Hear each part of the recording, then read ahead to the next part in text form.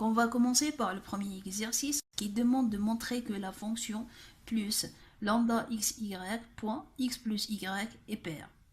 Donc cette fonction, elle est d'arrêté 2 plus et d'arrêté 2.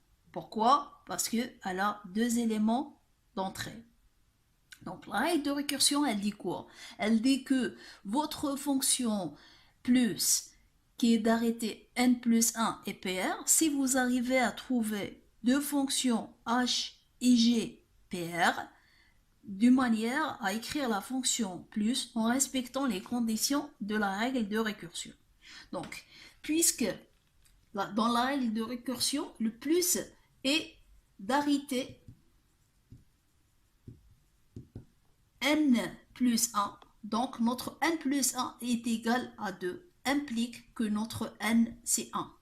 Donc, on doit trouver quoi? On doit trouver une fonction h d'arrêté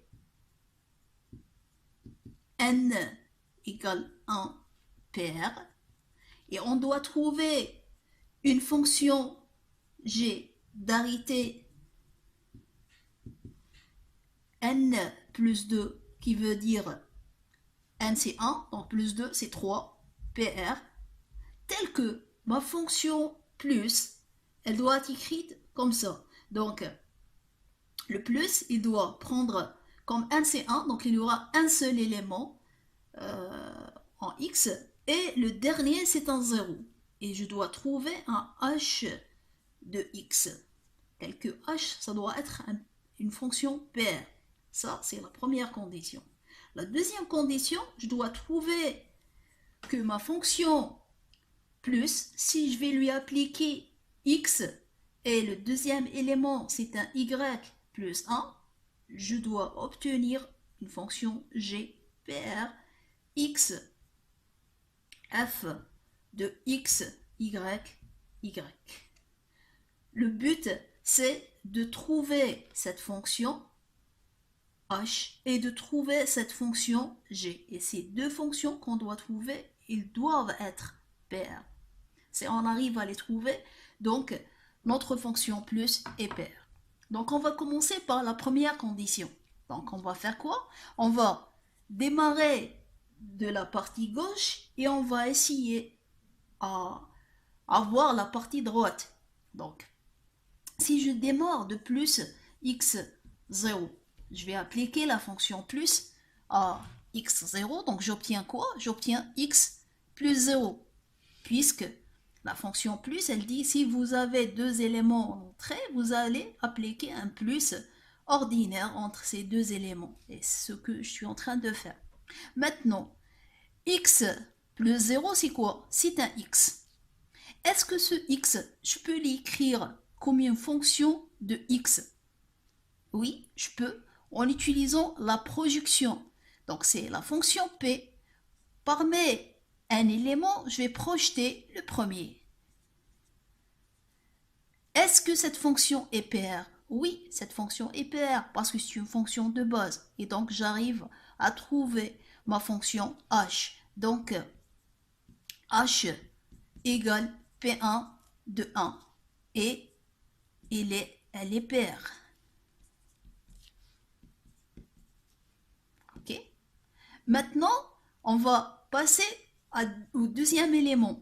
Donc on va commencer à partir de cette partie, on va essayer de trouver le g. Donc on va écrire plus x, y plus 1 et on va appliquer la définition. Donc la définition elle dit quoi? Si vous avez un plus entre un premier élément et un deuxième, vous allez appliquer la somme entre les deux. Donc je vais mettre x plus y plus 1. Donc j'ai sommé le premier élément et le deuxième. Puis, je vais essayer de voir qu'est-ce que ceci peut me donner. Donc, je dois remarquer une chose. Bon, ici, c'est juste, c'est un plus, c'est pas un F. Donc, j'essaie de comparer ces deux-là pour voir comment je peux arriver depuis cette définition à celle-là.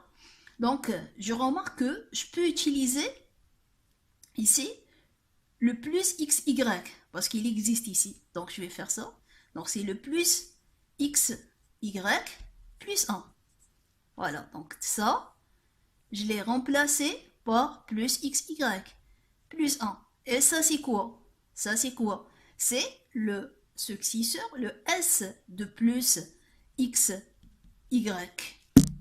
Maintenant, en comparant toujours cette écriture à celle-là, on remarque qu'on a déjà une fonction appliquée à plus xy, mais je veux que ma fonction soit appliquée à x virgule plus y virgule y.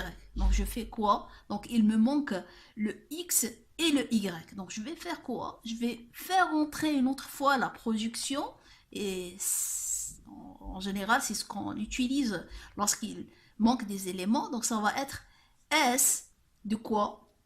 Donc c'est de P. Par mes trois éléments, je vais prendre le deuxième. Et c'est quoi ces trois éléments? C'est x virgule plus xy et y. Voilà. Donc, j'ai fait quoi? Donc, ça, qui est le plus xy, je l'ai remplacé par la projection. La projection par mes trois éléments, je prends le deuxième. Donc cette écriture va donner quoi? Va donner plus xy. Donc comme si j'ai rien fait. Et donc, au final, je vais écrire les choses d'une manière plus claire. Donc ça va être S composé à P3 de quoi? De x, virgule, plus x, y, y. J'ai trouvé une fonction appliquée à x plus xy, y. Maintenant, il reste, est-ce que cette fonction est paire? Donc, on a S, c'est la fonction successeur, elle est paire. P3, 2, c'est une fonction de projection, elle est paire. Et donc, S composé à P3, 2 est paire par composition. Et donc, j'ai trouvé mon G, qui est la fonction S composé à 3, 2.